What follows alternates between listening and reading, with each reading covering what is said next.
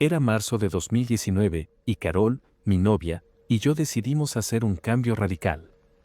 Después de años viviendo en una ciudad grande, queríamos algo más tranquilo y cercano a la naturaleza. Encontramos un anuncio en Airbnb que parecía perfecto, una casa encantadora, aislada y con alquiler a largo plazo por un precio accesible. El anfitrión, Marcos, tenía buenas calificaciones y las fotos mostraban un lugar acogedor, con una vista impresionante hacia las montañas. En ese momento, estábamos emocionados con la idea de desacelerar nuestras vidas y reconectarnos. La casa parecía el refugio ideal. Ni siquiera lo pensamos dos veces antes de firmar un contrato por 6 meses. Los primeros días fueron maravillosos. La casa era exactamente como en las fotos, acogedora, con muebles rústicos, ventanas grandes que dejaban entrar mucha luz y un silencio único que solo se encuentra en el campo.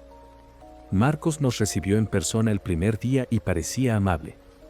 Era un hombre de unos 50 años, con cabello canoso bien peinado y una voz tranquila. Sin embargo, había algo en su mirada que me incomodaba. Nos observaba de forma fija, como si intentara descifrarnos. Pensé que era cosa mía, tal vez los nervios por la mudanza. Solo me di cuenta de que había algo realmente extraño cuando mencionó, casualmente, que las cámaras de seguridad en la entrada de la casa estaban activas las 24 horas por seguridad. La semana siguiente, la presencia de Marcos empezó a ser más frecuente de lo que debería. Apareció un martes para revisar el jardín y, 2 días después, tocó a la puerta diciendo que necesitaba inspeccionar la tubería. Me pareció raro, pero intenté ignorarlo. Carol, en cambio, ya estaba incómoda. Ni siquiera avisa antes de venir, esto no es normal, comentó una noche mientras cenábamos. Lo que realmente nos puso los pelos de punta fue un incidente el viernes.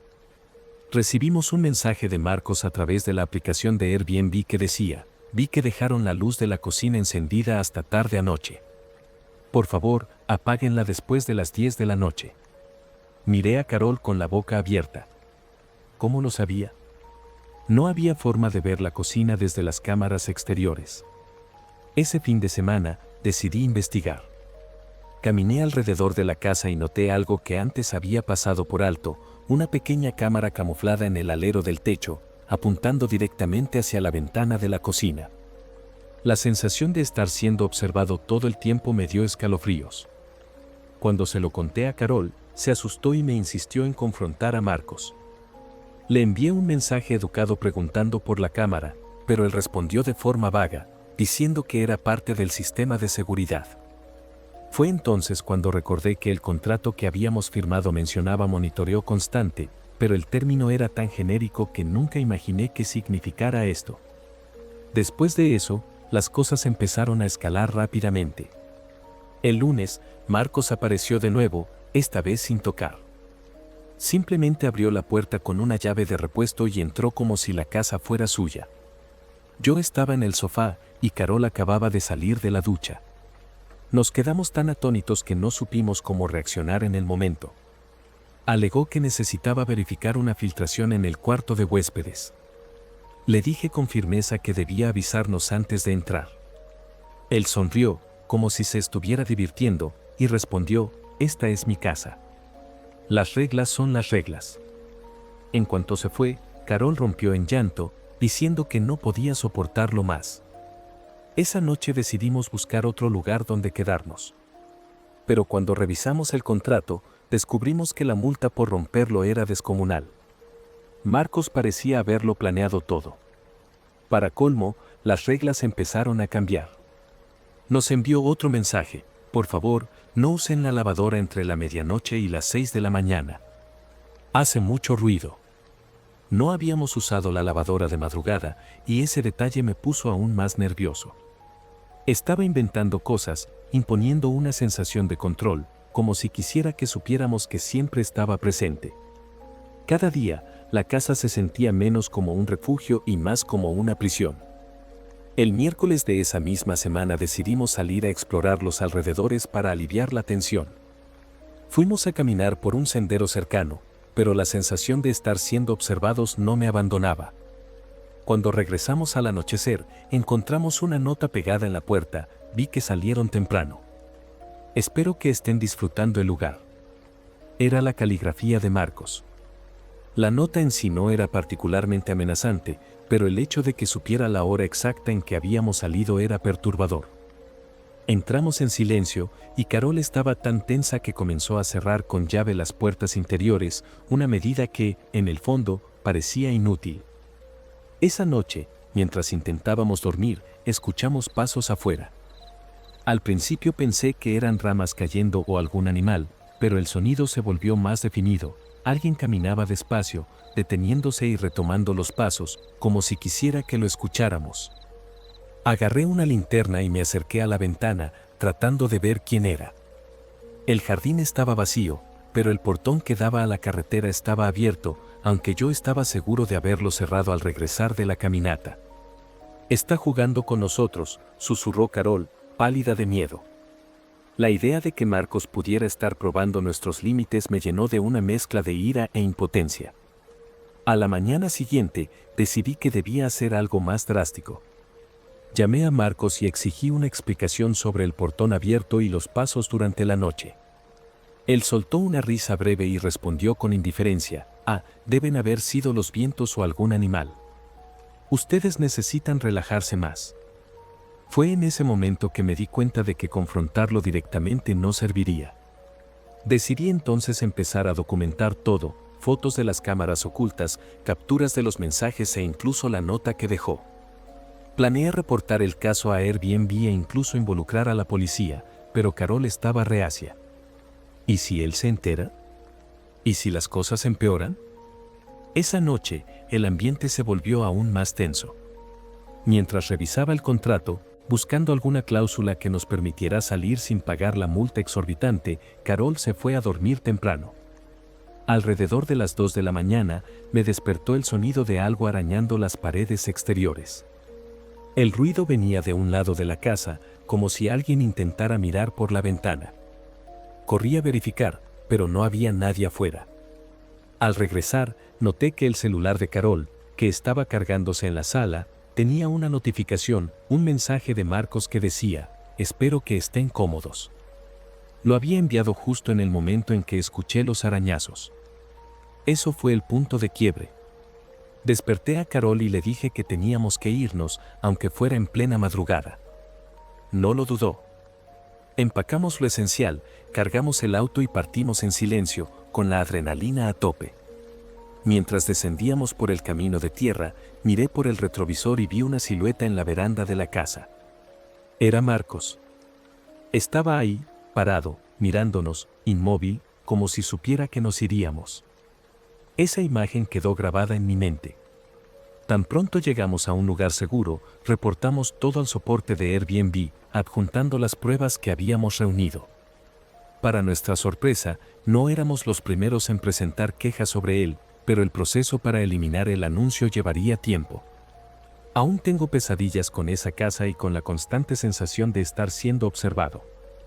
Marcos nunca volvió a contactarnos, pero semanas después descubrimos que su anuncio había sido retirado de la plataforma. ¿Qué era lo que realmente quería o hasta dónde estaba dispuesto a llegar? Nunca lo sabré. Todo lo que sé es que nunca más confiaré ciegamente en un contrato o en buenas calificaciones en línea. Algunas cosas solo parecen buenas hasta que estás atrapado en ellas. Y, honestamente, no quiero imaginar lo que habría pasado si hubiéramos pasado una noche más allí.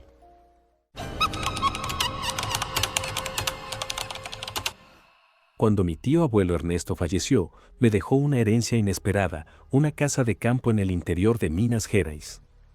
Yo era un joven sencillo, tenía 28 años en ese entonces, trabajaba como profesor de historia y llevaba una vida tranquila en Belo Horizonte. No me entusiasmaba la idea de mudarme al campo, pero algo en la carta del testamento despertó mi curiosidad. Escrita de su puño y letra, decía: «La casa tiene sus peculiaridades, pero espero que encuentres en ella lo que yo no pude». No explicaba nada más, y sinceramente, solo decidí ir porque necesitaba un lugar tranquilo para ordenar mis pensamientos tras el final de una relación complicada. Era principios de julio, y las vacaciones escolares me dieron la excusa perfecta para explorar mi nueva propiedad. Cuando llegué, al final de una tarde nublada, la vista de la casa me dejó con un nudo en la garganta. Parecía sacada de una película de terror, ventanas grandes y llenas de polvo, cercas medio caídas y un porche que crujía incluso con el viento. El aroma del campo era agradable, pero al acercarme a la puerta, un hedor fuerte y rancio me golpeó. Debe haber algo muerto cerca, pensé, tratando de ignorar el creciente malestar. Entré con dificultad, empujando la pesada puerta que parecía no haberse abierto en años. El interior era aún más extraño, muebles antiguos, un reloj de péndulo detenido a las 3:30 y una sensación de pesadez que parecía pegarse a la piel. Pero lo que realmente me impactó fue un detalle, un enorme espejo en la sala, con un marco dorado que mostraba marcas de lo que parecían arañazos. Esa primera noche apenas pude dormir. El viento aullaba a través de las rendijas de las ventanas y el crujir de la madera vieja resonaba por toda la casa. Intenté ignorarlo, pero había algo inquietante en la atmósfera del lugar. Alrededor de las 2 de la madrugada, me despertó un sonido extraño, como si algo pesado fuera arrastrado en el piso de arriba. Mi primer pensamiento fue que podría ser algún animal, tal vez una rata enorme o incluso un zorrillo. Agarré mi linterna y subí, mientras los escalones crujían como si se quejaran de mi presencia. En el pasillo del segundo piso no encontré más que polvo y oscuridad. Todas las puertas estaban cerradas, excepto una, la que parecía ser un viejo cuarto de huéspedes. Dentro, el hedor insoportable era aún más fuerte. Busqué en cada rincón, pero no había nada más que una cama de hierro oxidado y un armario con la puerta entreabierta. Cuando me giré para salir, juro que escuché un susurro detrás de mí. «Vete». Regresé a mi habitación con el corazón acelerado, intentando convencerme de que lo había imaginado. Al día siguiente, el sol brillaba con fuerza y la casa parecía menos intimidante bajo la luz del día. Decidí dar un paseo por la propiedad para despejarme. Encontré un viejo granero en el patio trasero, lleno de herramientas oxidadas y montones de heno seco. El peculiar olor que sentí en la casa también estaba presente allí, aunque más tenue. En el centro del granero, una vieja mesa de madera llamó mi atención. Estaba cubierta con un paño sucio, y al retirarlo, descubrí una colección de papeles y cuadernos. Parecían pertenecer a Ernesto. Mencionaba figuras nocturnas y algo sobre los ojos en el espejo. Una frase en particular me heló la sangre: siempre están aquí, pero solo aparecen para quien los ve. Regresé a la casa cargando los cuadernos como si fueran una bomba a punto de estallar. Me senté en la sala, justo frente al enorme espejo, y comencé a leer. La escritura de Ernesto era desordenada, casi frenética. Describía noches enteras de insomnio, sombras que parecían tomar forma y un peso que sentía en el pecho cada vez que estaba cerca del espejo. Una entrada en particular me perturbó: anoche vi a un hombre parado en el porche. Estaba inmóvil, pero podía sentir su mirada, incluso en la oscuridad. No intenté hablarle. Solo esperé hasta que desapareciera. Al terminar de leer eso, sentí un escalofrío en la nuca. Intenté mirar el espejo, pero aparté la vista antes de que mis ojos alcanzaran el vidrio. Algo en mi interior me decía que no lo hiciera. Esa noche, evité la sala a toda costa. Me encerré en el cuarto con una silla trabando la puerta, como si eso pudiera protegerme. Cerca de la medianoche, escuché pasos. No eran los pasos irregulares de un animal, sino firmes y pesados, resonando por el pasillo. Agarré mi celular y, con la linterna temblando en mis manos, abrí la puerta con cautela. El pasillo estaba vacío, pero los pasos continuaban, bajando las escaleras. Todo mi cuerpo estaba paralizado de miedo, pero algo, tal vez el puro instinto, me empujó a seguir. Al llegar a la sala, el hedor insoportable era más fuerte que nunca. Y entonces lo vi: en el espejo había una figura. No era mi reflejo, de eso estaba seguro. Era alta, con una silueta vaga, como si estuviera envuelta en sombras pulsantes. Y me estaba mirando directamente. Quedé paralizado, incapaz de apartar la mirada. La figura en el espejo no se movía, pero parecía crecer, como si intentara salir del vidrio. De repente, la sala se llenó de un frío penetrante y apenas podía pensar. Reuní todas las fuerzas que tenía y corrí fuera de la casa, tropezando en el umbral y cayendo en el porche.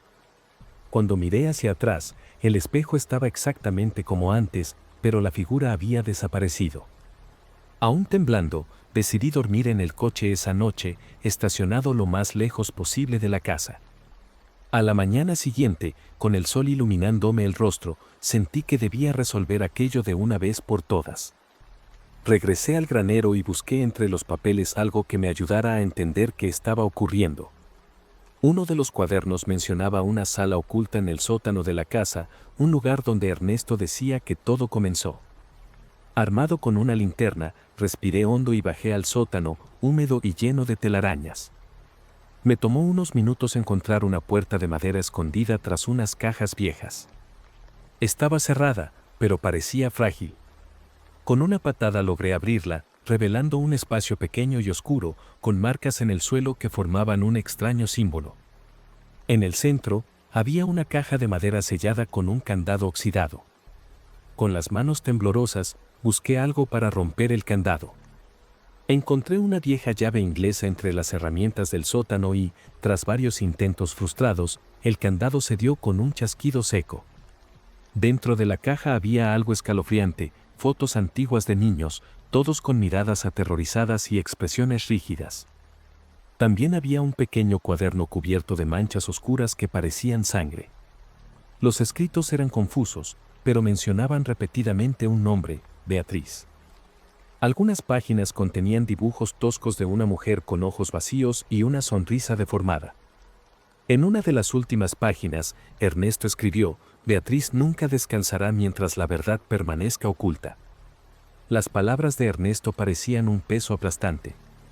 Con el valor reunido, busqué más pistas en los papeles, tratando de entender quién era Beatriz. Al parecer, había sido una empleada de la finca en los años 30 y fue acusada de practicar brujería tras una serie de desapariciones de niños en la región. Según las notas, la comunidad la linchó y la enterró en una tumba superficial en el patio trasero. Ernesto creía que su espíritu estaba atrapado en la casa, alimentado por la injusticia y el odio. Sin pensarlo mucho, agarré el cuaderno y las fotos y me dirigí al patio, decidido a acabar con aquello. En la parte trasera de la casa encontré un pedazo de tierra extrañamente seco, donde nada parecía crecer. Era como si el lugar rechazara la vida. Comencé a cavar con una vieja pala del granero. Tras casi una hora, golpeé algo duro. Era una caja de madera, similar a la que encontré en el sótano, pero completamente podrida. Dentro había huesos humanos, pequeños y frágiles. No sabía si eran de Beatriz o de los niños mencionados en las notas, pero no tenía dudas de que ese era el epicentro de todo. Vertí gasolina de una vieja lata del granero sobre los restos y les prendí fuego, recitando en voz alta: que descanses, quien quiera que seas. El fuego ardió rápidamente, y cuando las llamas se apagaron, el hedor desapareció. Por primera vez, la casa parecía silenciosa, casi en paz. Dormí en el coche esa noche nuevamente, pero esta vez fue un sueño profundo y sin pesadillas. A la mañana siguiente, empaqué mis cosas y me fui, decidido a no volver jamás. Puse la casa en venta y nunca quise saber qué pasó con ella después. Hasta el día de hoy, cuando cuento esta historia, no sé si creo en todo lo que viví o si mi mente me jugó una mala pasada. Pero algo es seguro, ese lugar guardaba secretos que nunca debieron ser desenterrados.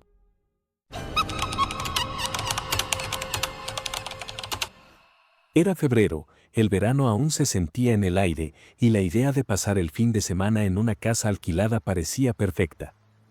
No era nuestro primer viaje como grupo. Pedro, Julia, Daniel y yo ya habíamos vivido varias aventuras, pero esta parecía especial. Queríamos algo diferente, lejos del bullicio, y encontramos el anuncio de una casa aislada que prometía ser un refugio rústico. El precio era tan bajo que parecía una suerte increíble. El lugar estaba cerca de un pueblito casi olvidado en el mapa, lo que solo lo hacía más interesante.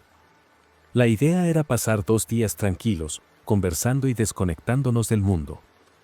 Tal vez fue esa emoción lo que nos hizo ignorar los detalles extraños del anuncio, fotos borrosas, pocas reseñas y un propietario que parecía apurado por cerrar el trato no fueron suficientes para hacernos desistir. Cuando llegamos, la atmósfera cambió por completo. La fachada de la casa era un contraste brutal con las expectativas creadas por las fotos.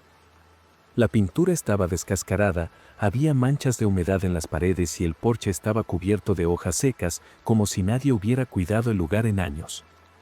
Una mecedora se encontraba en un rincón, inclinada de forma extraña, y la puerta principal, entreabierta, parecía una invitación al desconcierto. El silencio era casi opresivo, como si estuviéramos desconectados del mundo. Daniel fue el primero en comentar que algo se sentía raro.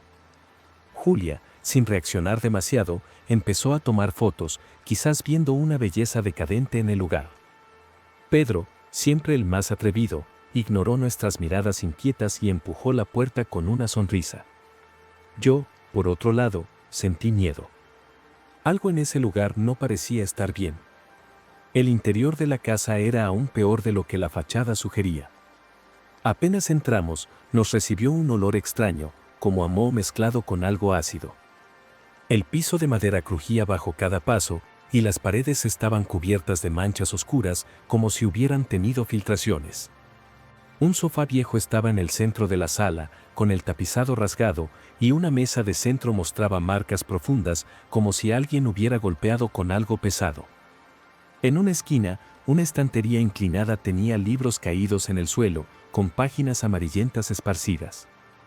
El malestar creció mientras explorábamos el espacio.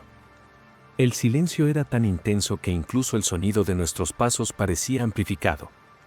Julia señaló algo perturbador: había platos en la mesa del comedor, cubiertos de polvo, como si quienes vivían allí se hubieran ido en medio de una comida.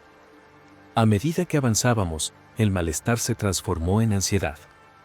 La casa parecía más que abandonada, parecía haber sido dejada deprisa. En una de las habitaciones encontramos una maleta abierta con ropa tirada por el suelo. Daniel, que usualmente era el más escéptico, estaba visiblemente incómodo. Comentó que aquello parecía la escena de un crimen, y aunque Pedro intentaba bromear, incluso él se veía menos relajado. También había huellas de manos sucias en las puertas y paredes, como si alguien hubiera intentado sostenerse o escapar apresuradamente. Cada detalle parecía gritar que algo muy malo había ocurrido allí. En un momento, encontramos un cuaderno en la cocina. Las páginas estaban llenas de garabatos desconectados, pero una frase llamó nuestra atención: siempre nos están observando. Sentí un escalofrío recorrer mi espalda. Algo en esa casa parecía vivo. Después de encontrar el cuaderno, todo se volvió más sombrío. Cada rincón parecía esconder algo, como si alguien o algo nos vigilara. Pedro, que antes hacía bromas, se quedó en silencio, casi serio. Julia seguía tomando fotos, pero noté que sus manos temblaban levemente al ajustar el enfoque de la cámara. Daniel sugirió que nos fuéramos, pero Pedro insistió en que ya estábamos en medio de la nada y sería inútil buscar otro lugar. Reluctantemente, aceptamos quedarnos. Ya casi anochecía, y la idea de conducir por caminos desiertos tampoco era atractiva. Decidimos explorar el resto de la casa antes de instalarnos. Fue en el sótano donde las cosas se salieron de control. La puerta del sótano estaba cerrada con llave, pero la llave colgaba de un clavo oxidado al lado. Contra mi voluntad, Pedro giró la llave y empujó la puerta, revelando una escalera que descendía a la oscuridad. El olor allí era aún más fuerte, como algo podrido y viejo. Pedro bajó primero, seguido de Julia, mientras Daniel y yo dudábamos. El sótano era pequeño y húmedo, con estantes llenos de objetos viejos y cajas cubiertas de polvo. Pero lo que realmente llamó nuestra atención fue un círculo en el suelo, dibujado con carbón, lleno de símbolos extraños. El aire en el sótano era pesado, y el olor a madera podrida resultaba casi insoportable. Los símbolos en el círculo eran incomprensibles, como si fueran parte de algún tipo de ritual antiguo.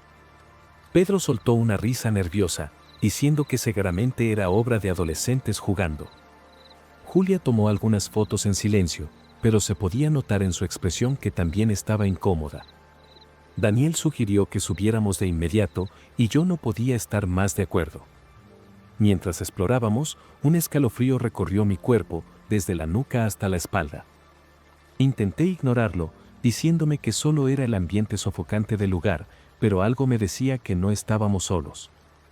Antes de salir, Pedro encontró otro cuaderno en una estantería. Las páginas estaban cubiertas de garabatos caóticos y frases repetidas. Una de ellas, escrita una y otra vez, decía: siempre vuelven. Cuando volvimos a la sala, noté que algo había cambiado. El ambiente estaba más frío, lo cual era extraño considerando que estábamos en pleno verano. La luz cálida del atardecer había desaparecido, y todo parecía más oscuro, como si el cielo se hubiera nublado de repente. Pedro dejó el cuaderno sobre la mesa e insistió en que exploráramos el resto de la casa, pero Julia y Daniel se negaron rotundamente. La tensión era evidente en sus rostros. Decidimos quedarnos juntos en la sala y no tocar nada más. Pedro fue a cerrar la puerta principal y, al hacerlo, notó algo inquietante, una huella en el polvo del suelo que no pertenecía a ninguno de nosotros. Era más grande que cualquier zapato que usáramos y apuntaba hacia dentro de la casa. El descubrimiento de la huella nos dejó en un silencio incómodo. Intentamos racionalizarlo, pero era evidente que era reciente. Pedro dijo que tal vez era de alguien que había vivido allí antes, pero la capa de polvo indicaba que eso era poco probable. Cerramos la puerta con llave y empujamos algunos muebles para bloquearla, intentando convencernos de que estábamos a salvo.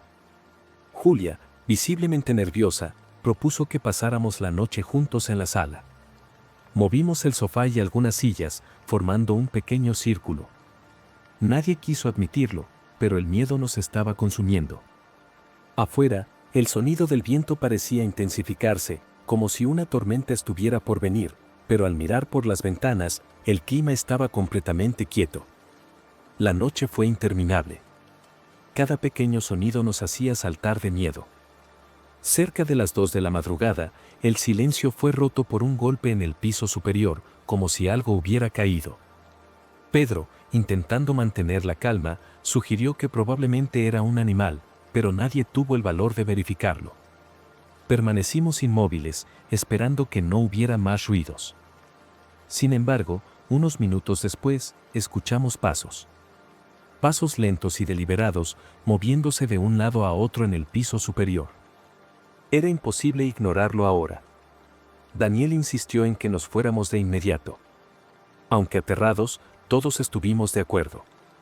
Recogimos nuestras cosas apresuradamente, dejando atrás cualquier cosa innecesaria, y corrimos hacia la puerta. Salir de la casa fue un alivio inmediato, pero el miedo seguía presente. Subimos al auto rápidamente y Pedro arrancó, acelerando por el camino de regreso. Mientras nos alejábamos, no pude evitar mirar hacia atrás. En el porche, bajo la tenue luz de la luna, me pareció ver una figura inmóvil, observándonos. No dije nada, y nadie preguntó. Después de esa noche, nunca volvimos a hablar de lo que pasó en esa casa.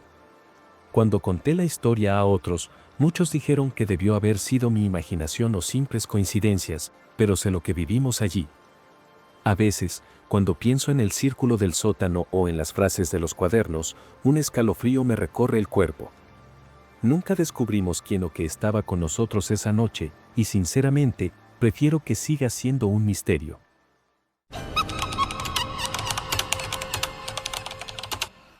Mi rutina ha sido agitada, pero tranquila. Esto ocurrió hace unos 2 años, en una noche cualquiera de viernes. Había pasado el día trabajando desde casa, ayudando a Beatriz con sus tareas escolares y, finalmente, después de acostarla, me senté en el sofá para ver algo en la televisión. Eran alrededor de las 23:45 cuando el teléfono fijo sonó. Ya me pareció extraño porque casi nadie usa el fijo hoy en día, y mucho menos a esa hora. Me levanté algo renuente y contesté, pero solo escuché silencio. Me quedé quieto por unos segundos, intentando captar cualquier sonido al otro lado. «¿Hola? ¿Hay alguien ahí?», pregunté, pero el silencio fue la única respuesta. Después de un momento, colgué, pensando que quizá era una broma. Volví al sofá, algo incómodo, pero no le di demasiada importancia. Beatriz dormía tranquila en el cuarto de al lado, y eso era lo único que me importaba. Sin embargo, el teléfono volvió a sonar menos de 10 minutos después. El mismo silencio. La misma ausencia de cualquier ruido. Era como si algo invisible se instalara en la sala, una sensación que no puedo explicar. Por alguna razón, me quedé más tiempo con el auricular en la mano, tratando de entender si había alguien al otro lado. Cuando colgué por segunda vez, tuve que admitir que algo no estaba bien. Esa noche, después de la segunda llamada, pasé un buen rato despierto, mirando el teléfono como si fuera a explotar en cualquier momento. Pero no ocurrió nada más. Finalmente, me fui a dormir, tratando de convencerme de que solo era una broma o un error. Al día siguiente, lo dejé de lado. Beatriz se despertó temprano, y nuestro sábado transcurrió con normalidad entre juegos y una ida al mercado. Pero esa noche, el teléfono volvió a sonar. Eran las 23:30, casi la misma hora que la noche anterior. Cuando contesté, escuché lo que parecía una respiración suave, casi un susurro. «Hola», pregunté, ya con la voz un poco tensa. Esta vez, una voz respondió. Era débil y temblorosa, y parecía infantil. «Ayúdame». Me congelé. «¿Quién eres?» «¿Qué quieres?», pregunté. No hubo respuesta, solo respiraciones cortas y un leve llanto contenido. «Es algún tipo de broma», insistí, elevando el tono de mi voz, pero lo único que escuché fue, «Por favor, ayúdame». Y luego, la línea se cortó. Solté el teléfono.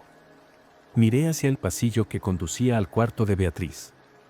Entré en su habitación, con el corazón acelerado, y allí estaba ella, durmiendo profundamente, con sus rizos esparcidos sobre la almohada, respirando tranquila.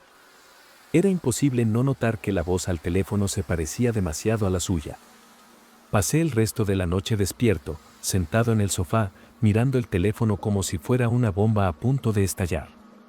Cada vez que oía algún ruido, incluso el crujir de la madera del piso, mi corazón daba un salto. Revisé mis recuerdos, tratando de recordar si alguien había vivido en la casa antes que nosotros, pero nunca me interesé mucho en la historia del lugar cuando la compré. Parecía una casa normal en un vecindario tranquilo. A la mañana siguiente, hablé con un amigo que es policía retirado y le conté, por encima, lo de las llamadas. Me dijo que podría ser una broma de adolescentes y que no debía preocuparme tanto. Pero esa noche, cuando el teléfono volvió a sonar, me di cuenta de que no era algo tan simple. Eran casi las 12 de la noche. Esta vez, no dudé en contestar. «Hola», pregunté con voz firme, pero lo que escuché me heló. «¿Estás ahí, papi?» La voz era idéntica a la de Beatriz, pero había algo raro en ella. Era monótona, como si le faltaran emociones.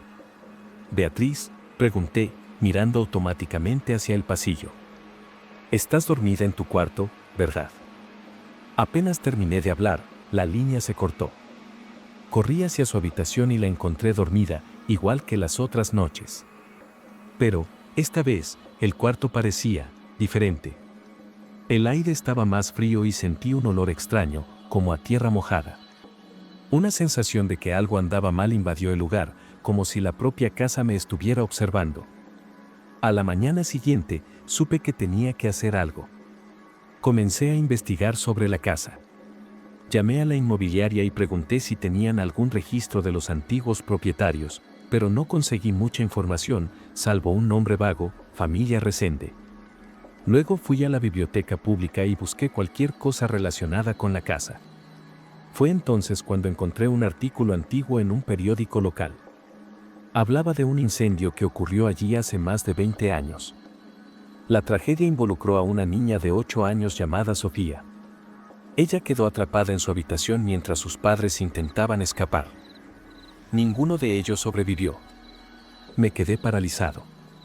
La descripción del cuarto de la niña era muy similar al de Beatriz.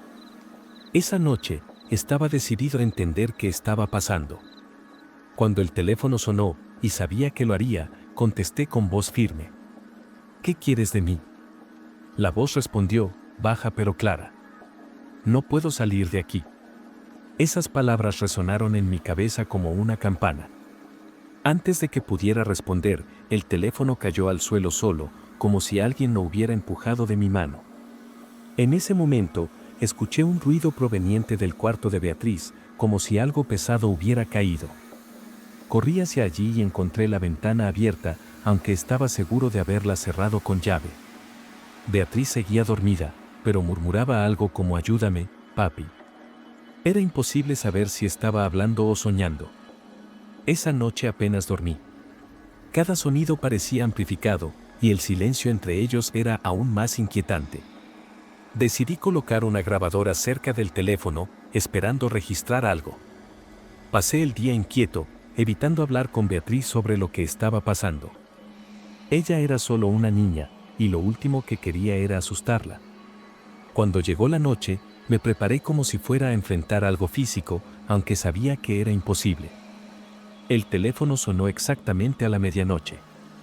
Contesté con las manos temblorosas. «Necesitas ayudarme», dijo la voz. «No me dejan salir». Esta vez logré preguntar, ¿quiénes son ellos? Lo que siguió fue un silencio cargado, seguido de una risa baja, casi inaudible. Colgué el teléfono y fui directo al cuarto de Beatriz. Ella estaba sentada en la cama, con los ojos abiertos, pero parecía en trance. «Papi, ellos están aquí», dijo con una voz más grave de lo normal, y eso me paralizó por completo. Antes de que pudiera reaccionar, las luces comenzaron a parpadear, como si la casa estuviera viva. El olor a tierra mojada regresó, esta vez más fuerte, casi insoportable. «Sal de aquí ahora», grité, cargando a Beatriz y corriendo fuera de la casa. Mientras salía, escuché pasos detrás de mí, pero no tuve el valor de mirar. Cerré la puerta con llave y la calle estaba en un silencio absoluto, como si nada hubiera pasado. Después de esa noche, Beatriz y yo nunca volvimos a dormir en esa casa. Pasé los días siguientes buscando otro lugar para vivir mientras nos quedábamos en casa de mi madre. Contraté a un investigador privado para averiguar más sobre el incendio y los antiguos propietarios. Fue entonces cuando recibí la información que me hizo comprender la gravedad de lo que habíamos vivido. La familia Resende no solo murió en el incendio, había rumores de abusos y negligencia, con Sofía siendo encerrada en su habitación durante días antes del incidente. Algunos vecinos decían que el fuego comenzó de forma misteriosa, como si algo estuviera vengando a la niña. Desde entonces, la casa tenía fama de estar maldita, pero nadie hablaba mucho de eso. Incluso hoy, siento escalofríos cuando pienso en lo que ocurrió. Nunca supe con certeza si lo que vivimos fue una manifestación del espíritu de Sofía, atrapada en ese lugar, o algo más oscuro. El teléfono nunca volvió a sonar, pero a veces, por las noches, juro que escucho su voz en mis sueños, pidiendo ayuda. No puedo dejar de pensar que podría haber hecho algo más, pero ¿cómo? Beatriz parece haber olvidado todo, como si nunca hubiera pasado, y quizás sea mejor así. La única certeza que tengo es que esa casa guarda secretos que nadie debería descubrir.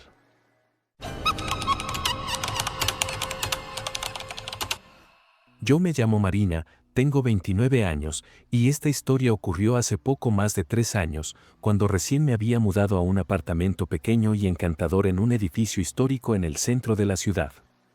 Siempre me han fascinado los lugares con historia, así que, cuando vi el anuncio de ese apartamento con ventanas de madera desgastada, paredes de ladrillo expuesto y ese piso de parquet antiguo que crujía suavemente, no pude resistirme. Estaba empezando una nueva etapa de mi vida, acababa de ser ascendida en el trabajo y, por primera vez, iba a vivir sola. Todo parecía perfecto. Los primeros días en el apartamento fueron tranquilos. Pasé la semana acomodando mis cosas, colgando cuadros y familiarizándome con la rutina del edificio. Los vecinos eran discretos, y el conserje, un señor simpático llamado Don Antúnez, siempre llevaba una gorra azul y un bastón que parecía más un accesorio que una necesidad. Fue al final de la primera semana cuando recibí la primera carta. Estaba en el suelo, justo frente a la puerta, dirigida a un tal Enrique Nogueira. Pensé que se trataba de un error y la guardé en el cajón de la cocina, planeando entregársela al conserje en cuanto tuviera la oportunidad. No le di mucha importancia a esa carta, pero en los días siguientes empezaron a llegar más correspondencias, un paquete pequeño, otro sobre e incluso una postal arrugada. Todas dirigidas a Enrique. Me pareció curioso, pero supuse que era algo normal en edificios antiguos, donde los inquilinos van y vienen sin actualizar sus datos. Cuando pregunté a don Antúnez por Enrique, respondió con una sí, él vivía ahí antes. Era un tipo discreto, creo que viajaba mucho. Pero hace tiempo que nadie sabe nada de él. Decidí no pensar demasiado en ello. Las cosas empezaron a cambiar unas 2 semanas después. Había salido temprano al trabajo, como siempre, y, al volver, sentí algo extraño. No era nada obvio, pero el aire dentro del apartamento se sentía diferente. Como si alguien hubiera estado allí. Todo estaba exactamente como lo había dejado, pero el ambiente tenía una sutil sensación de presencia. En ese momento, culpé a mi imaginación. Temí estar sugestionándome por culpa de las cartas. Al fin y al cabo, todavía me estaba acostumbrando al lugar y era normal tardar un poco en sentirme como en casa. Días después, empecé a notar pequeños detalles que no cuadraban con la rutina de alguien que vive sola. Por ejemplo, la alfombra de la sala, que siempre dejaba perfectamente alineada, parecía ligeramente desplazada al regresar del trabajo. Una vez, noté que la ventana de la cocina, que estaba segura de haber cerrado, estaba abierta.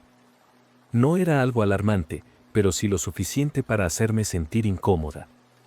Pensé en preguntar a los vecinos si alguien tenía una llave de repuesto o si habían notado algo extraño en el edificio, pero dudé. Tal vez estaba exagerando, o peor, podría parecer paranoica. Las cartas y paquetes seguían llegando. Para ese entonces, ya tenía una pila considerable en el cajón de la cocina, pero nunca me atrevía a abrirlos. Me parecía invasivo, ¿sabes? Sin embargo, uno de los paquetes llamó mi atención de manera diferente. Era más grande, más pesado, y tenía un remitente genérico de una tienda. Ese día, mi curiosidad fue más fuerte. Rasgué el envoltorio con cuidado y encontré un libro antiguo, con una cubierta de cuero oscuro, sin título. Por dentro, las páginas estaban llenas de anotaciones hechas a mano. Lo más perturbador era que algunas de esas notas estaban dirigidas directamente a mí. Ella llegó. Parece tranquila, pero aún es pronto para saber. Me quedé paralizada sosteniendo ese libro. ¿Cómo que ella llegó? No tenía ningún sentido. De repente, todo lo que había estado pasando, las cartas, los objetos fuera de lugar, la extraña sensación en el aire, comenzó a parecer más siniestro que una simple coincidencia. Guardé el libro de vuelta en el paquete y, por primera vez desde que me mudé, me sentí realmente insegura allí. Cerré todas las puertas y ventanas y hasta empujé un mueble para bloquear la entrada, una actitud algo exagerada, lo sé, pero no pude evitarlo. Esa noche tuve problemas para dormir. Cada vez que cerraba los ojos, sentía que alguien me observaba. Cuando finalmente logré quedarme dormida, me despertó un ruido sutil, casi como pasos ligeros en el pasillo. No era algo que haría un vecino, parecía muy cerca, como si estuviera dentro del apartamento. Mi corazón se aceleró. Agarré el celular con fuerza, lista para llamar a la policía, pero los pasos cesaron tan rápido como empezaron. Me quedé inmóvil en la cama hasta que amaneció, sin atreverme a salir del cuarto. A la mañana siguiente, con el sol iluminando cada rincón del apartamento, todo parecía más normal. Era casi como si la noche anterior hubiera sido una pesadilla. Aún así, decidí tomar algunas medidas. Fui directamente a hablar con don Antúnez para preguntarle si sabía algo más sobre Enrique. Él simplemente negó con la cabeza, con el rostro fruncido, y dijo que el chico nunca había devuelto las llaves al mudarse, pero tampoco había vuelto a ser visto. Eso me incomodó aún más. ¿Cómo alguien simplemente desaparece? ¿Seguiría teniendo acceso al apartamento? Decidí cambiar la cerradura por mi cuenta. Llamé a un cerrajero que vino ese mismo día, un señor hablador que me tranquilizó contando historias de cómo había hecho ese tipo de trabajo innumerables veces. Mientras trabajaba, le comenté sobre las cartas y el nombre de Enrique. El hombre se detuvo un momento y me miró con curiosidad. ¿Enrique Nogueira? Qué raro, creo que he oído ese nombre antes, pero hace muchos años. Algo relacionado con este edificio. Volvió a su trabajo sin decir nada más, y yo fingí que ese comentario casual no me había puesto más nerviosa. Esa noche, con la nueva cerradura instalada, me sentí más segura.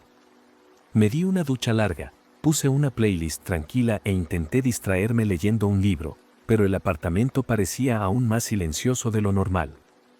Fue entonces cuando escuché un sonido apagado que venía de la sala. Era como si algo hubiera caído o se hubiera volcado, pero nada parecía fuera de lugar cuando fui a revisar.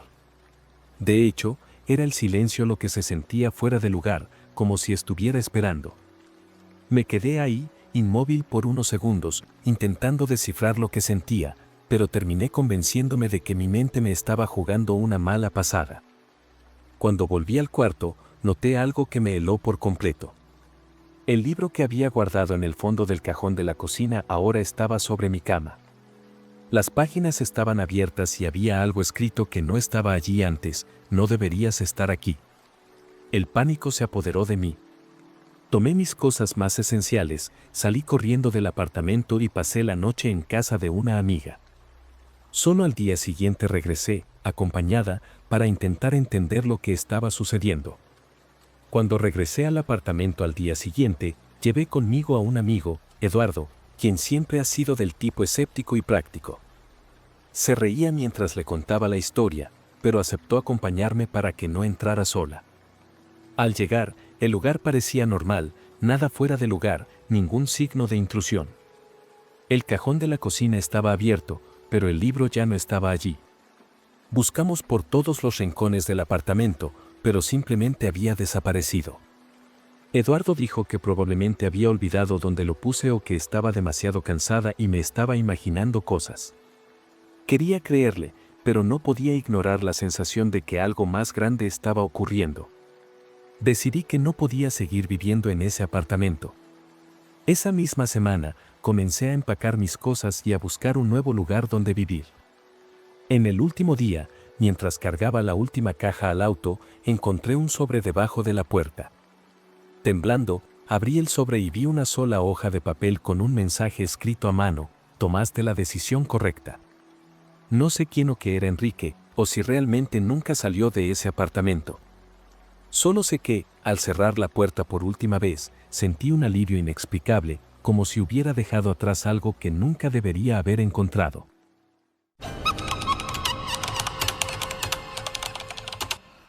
Era un sábado tranquilo, y yo estaba disfrutando del día con Camila, mi novia. Nos habíamos mudado a ese apartamento hacía poco más de 2 meses. Era un edificio antiguo, con pisos de madera que crujían y ventanas que daban a una calle estrecha y casi siempre desierta. Estábamos desempacando cajas de la mudanza y planeando una noche relajada, tal vez pedir comida y ver una película. Nuestra vida era común, sin grandes sobresaltos, pero todo cambió cuando sonó el timbre. Al principio, no le dimos mucha importancia. Camila pensó que era el portero entregando algo, pero cuando abrimos la puerta, solo encontramos un paquete en el suelo, sin rastro de quien lo había dejado. Era pequeño, pesado, envuelto en papel marrón. La dirección estaba borrosa por la lluvia, pero se podía leer claramente que no era para nosotros.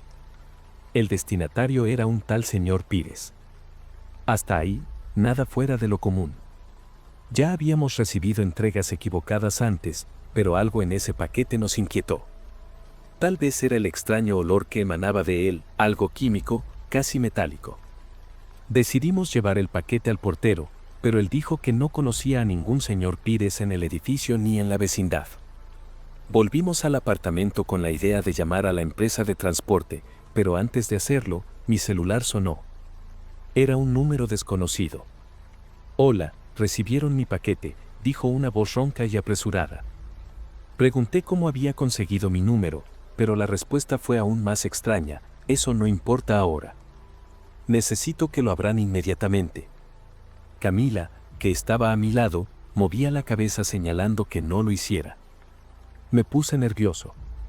Pregunté qué contenía el paquete, pero el hombre solo repitió, esta vez con más firmeza: «Ábranlo. Es urgente». La llamada se cortó antes de que pudiera decir algo más.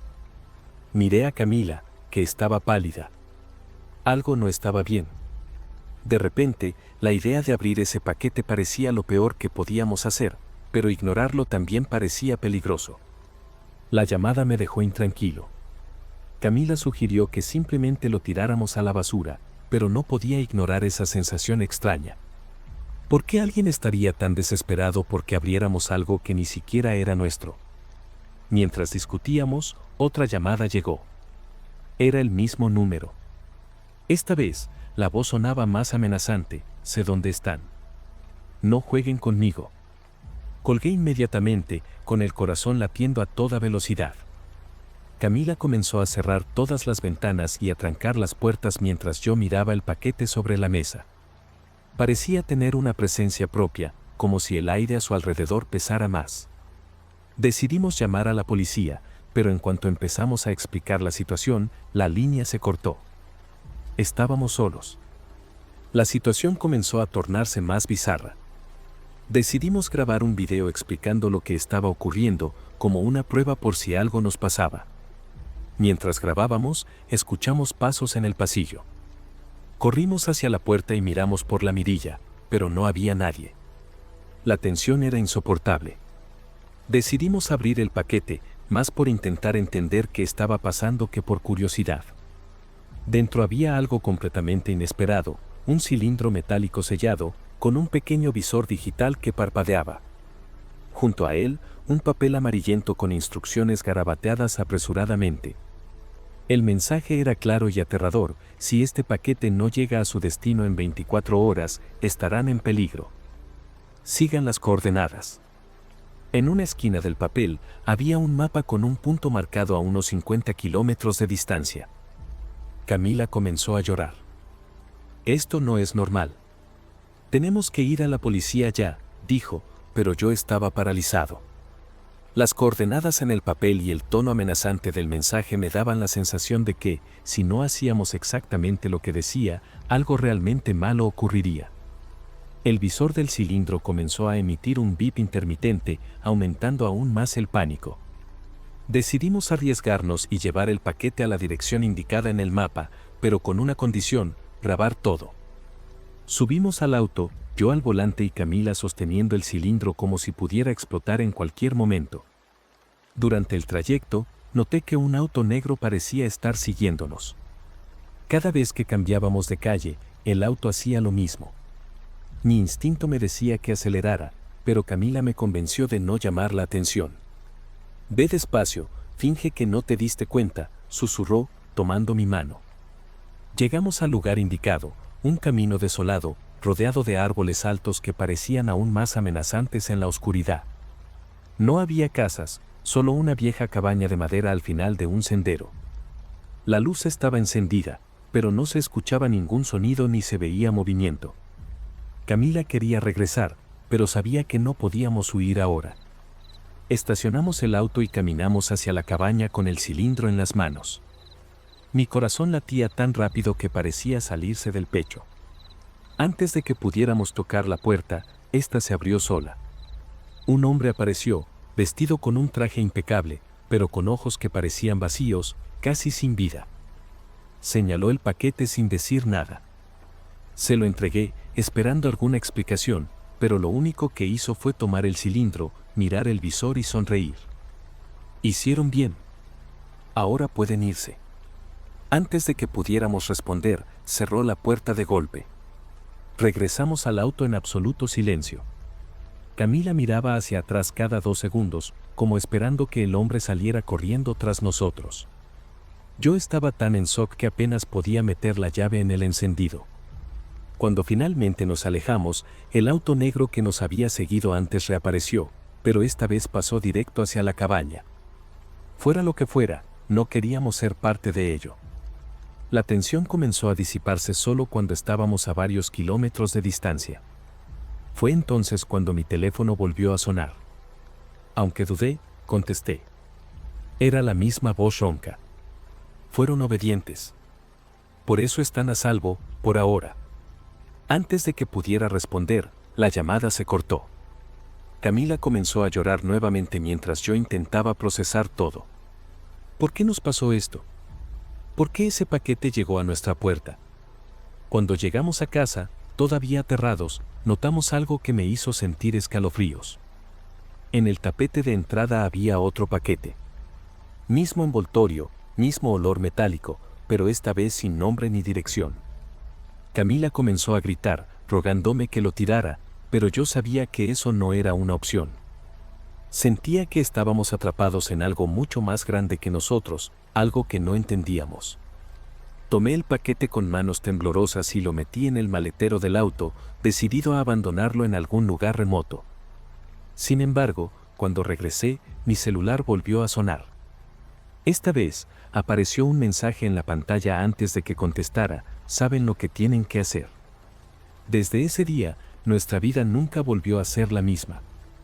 Incluso ahora, meses después, no consigo sentirme seguro en casa, porque cada vez que suena el timbre, temo encontrar otro paquete.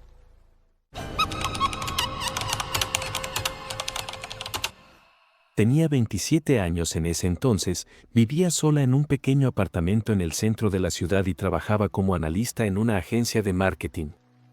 Mi vida era normal, incluso monótona.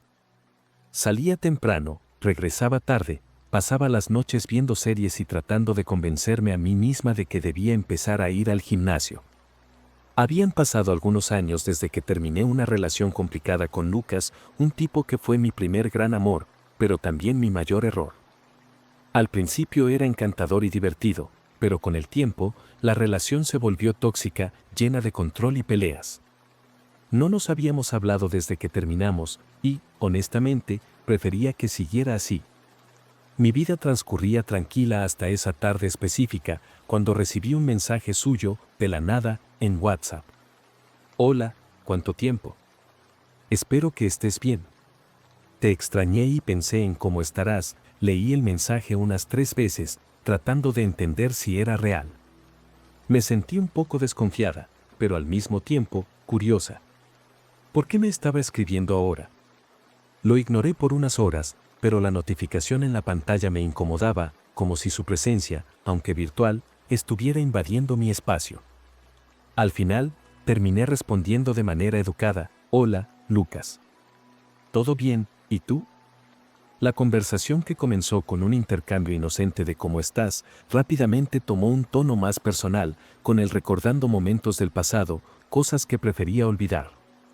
Al principio parecía nostalgia, pero había algo en su forma de escribir que me inquietaba, como si cada palabra tuviera una segunda intención. Los días siguientes fueron una mezcla de incomodidad y curiosidad. Lucas seguía enviando mensajes, y yo trataba de ser cortés, pero sin darle demasiada confianza. Mencionaba cosas como ¿te acuerdas de ese café que te encantaba? ¿O todavía tienes esa colección de libros en la estantería? Eran comentarios casuales, pero la precisión con la que recordaba detalles me daba escalofríos.